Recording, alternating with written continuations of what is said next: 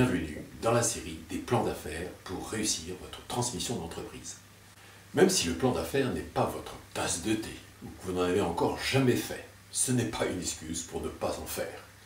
Une publication récente de la Chambre de commerce et d'industrie de l'Île-de-France révèle l'état du marché de la transmission 2013.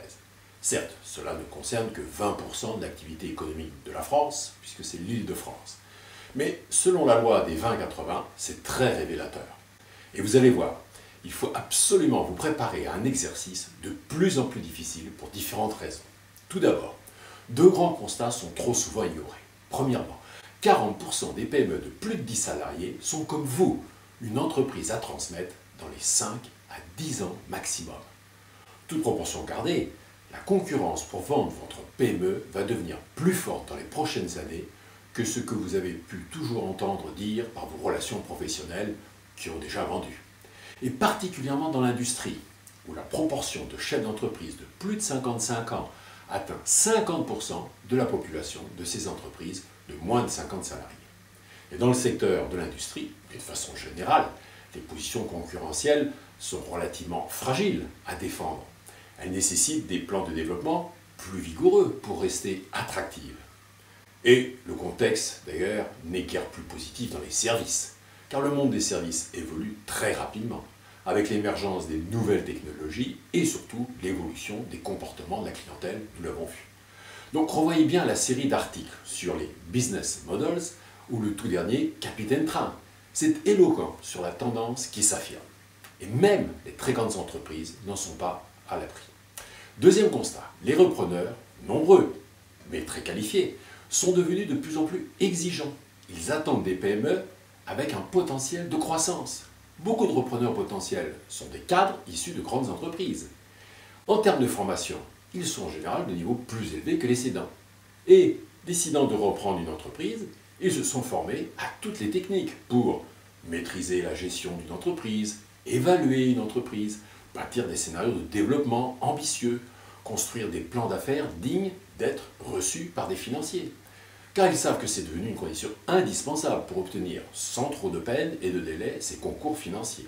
Ils ont certes leurs propres idées pour faire évoluer votre entreprise, mais si vous pouvez déjà leur présenter un scénario, sans être exactement le leur, qui s'en approche, ils regarderont votre dossier avec d'autant plus d'intérêt.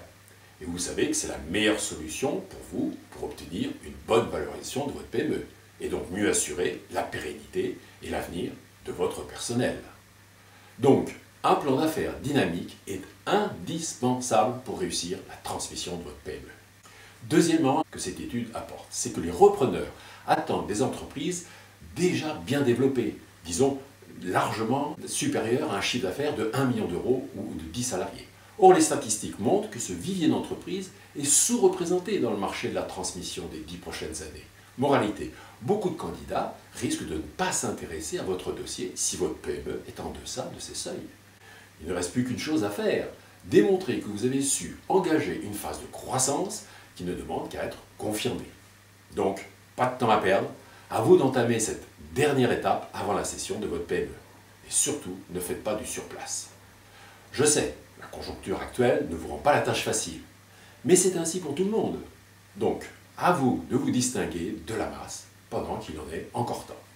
Conclusion, plus vous anticiperez ce plan de croissance de votre PME, plus vous aurez des chances d'afficher une inflexion des courbes depuis quelques années au moment de la cession.